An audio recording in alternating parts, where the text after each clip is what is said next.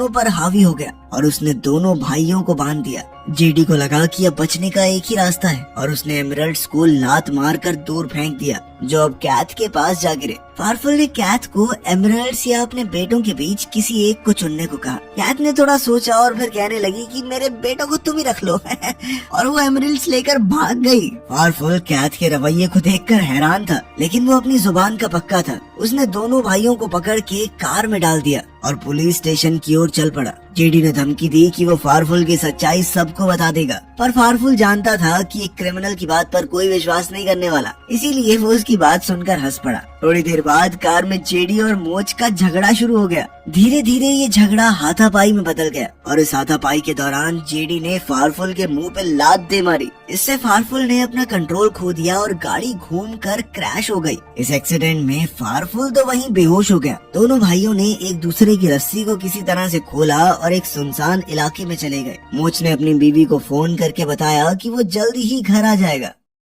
थोड़ी देर के सन्नाटे के बाद अचानक मोच ने पूछा, एमरल्ड्स तो मम्मी ले गई ना, पर उन्हें ढूंढेंगे कैसे? दूसरी तरफ कैथ एक डायमंड एक्सचेंज शॉप में पहुंची और उन एमरल्ड्स को कैश में बदल लिया, लेकिन उसने सारे एमरल्ड नहीं बेचे। उसने 3 एमरल्ड खुद के लिए बचा लिए। जैसे ही वो बाहर निकली तो उसके दोनों बेटे उसका इंतजार कर रहे थे। दोनों के चेहरों पर सिर्फ एक सवाल था, अब क्या करोगी माँ? कैथ हकलाने के अलावा कुछ नहीं कर पाई और एक बार फिर वहाँ से भाग गई। अब दोनों भाई अपनी माँ का पीछा करते हुए एक पुराने मॉल में पहुँचे। भागते भागते कैथ के हाथ से पैसों वाला बैग गिर गया। जेडी बैग की तरफ बढ़ ही रहा था कि तभी फारफुल भी वहाँ पहुँच गया। वो गुस्से में चिल्ला रहा था कि पूरे परिवार को खत्म कर दूंगा। दोनों भाई उससे बात करने की कोशिश करते हैं। वो पैसे देने को भी तैयार थे, लेकिन फारफुल अब किसी सौदे के मूड में नहीं था। उसका दिमाग अब पूरी तरह से घूम चुका था। जब दोनों भाइयों को लगा कि अब खेल खत्म, तो उनमें फिर से झगड़ा शुरू हो गया। अरे छोटी हाइट के अब मेरे बच्चे को कौन पालेगा? जो भी पालेगा तेरे से तो बढ़िया ही बाप बनेगा वो। वहीं कैथ ऊपर से ये सब कुछ देख रही थी। अब उसे शर्म आ रही थी कि वो कितनी सेल्फिश माँ है। तभी फारफुल ने हवा में गोली चलाई और जेडी ने पैसों का बैग उसकी तरफ फेंक दिया,